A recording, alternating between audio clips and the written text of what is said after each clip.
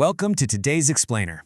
We're jumping straight into a truly fascinating framework today, all about how to perfectly balance organizational control with localized autonomy. You know, if you've ever struggled with figuring out exactly how much structure your team needs versus how much freedom they deserve to just get the job done right, well, you are in the perfect place. Let's get right to it. Are you over-controlling your team? It's a universal management pain point, isn't it? Micromanagement can literally suffocate a talented team. But on the flip side, too little direction, that's a recipe for total chaos and completely lost productivity. So today's concept acts as the ultimate solution for organizational efficiency. It's going to show us precisely when to hold on tight and when to just let go. All right, Section 1, the search for excellence. Okay, let's dive into this. To really understand this framework, we have to look back at the historical foundations of top-performing companies, because this isn't just some passing management fad. It's built on decades of hard research. Picture it. The year is 1982. Business researchers Thomas Peters and Robert Waterman published what would become a legendary, best-selling book called In Search of Excellence. They wanted to figure out what made the absolute best companies tick, like what actually separated the good from the great. And through their massive amount of research, they identified 8 common characteristics shared by these top performers. They were defining excellence not just by profit margins, but by sustained, adaptable operational superiority. And sitting right there among those 8 characteristics was this core concept: tight and loose. Now, it sounds like a total paradox, right? I mean, how can a highly productive company be simultaneously rigid and flexible? Well, the secret sauce is understanding that these two approaches are never applied to the same tasks. It's all about knowing exactly where to apply absolute rigidity and where to allow total flexibility. Which brings us to Section 2, defining tight and loose. Now, what's really interesting is how this actually plays out on the ground. When we take this broad 30,000-foot business theory from Peters and Waterman and apply it directly to the specific day-to-day execution of a process, like maintenance scheduling, a stark duality emerges. On one side, you have the weekly scheduling process, which operates under the tight model and is strictly managed by a dedicated planning group. But on the other side, you've got daily scheduling, which completely operates under the loose model and is totally managed by the crew supervisor.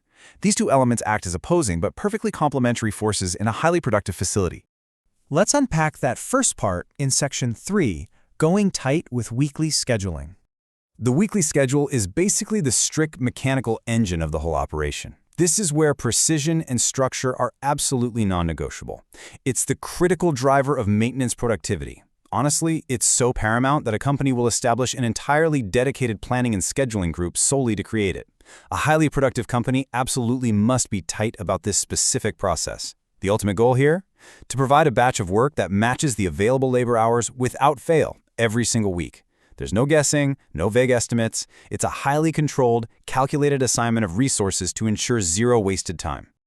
Okay, time for the flip side. Section 4, staying loose with daily operations. Because that rigidity, it doesn't last forever. Once that highly rigid weekly schedule is handed down, we enter the realm of the crew's supervisor, and the rules of the game change completely.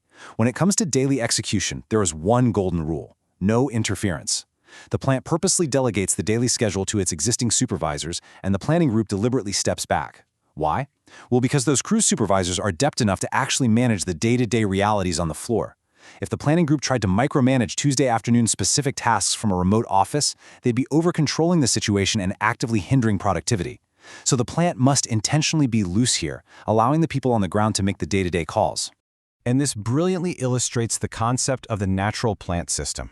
The daily scheduling process isn't unimportant, far from it. Rather, the existing workflow of assigning daily work already functions beautifully on its own. It's just common sense. The crew supervisors already know their personnel. They know the immediate conditions on the ground, and they know exactly how to pivot. For example, if a critical part breaks on a machine mid-shift, that supervisor doesn't need to consult a planner in another building, right? They just instantly reassign their team, fix the problem, and keep things moving. This natural ecosystem thrives precisely because it doesn't have excessive support or direction dragging it down. Over-supporting it would literally just break it. Section 5, the productivity balance. So, the crucial point is this: creating a perfect, balanced ecosystem requires both ends of the spectrum working in complete harmony. The tightly controlled weekly group ensures that the broader mission is mathematically sound, predictable, and fully resourced. Meanwhile, the loose, empowered daily supervisors ensure that the actual execution is handled with flexibility, speed, and real-world common sense. It's a masterful, strategic delegation of authority.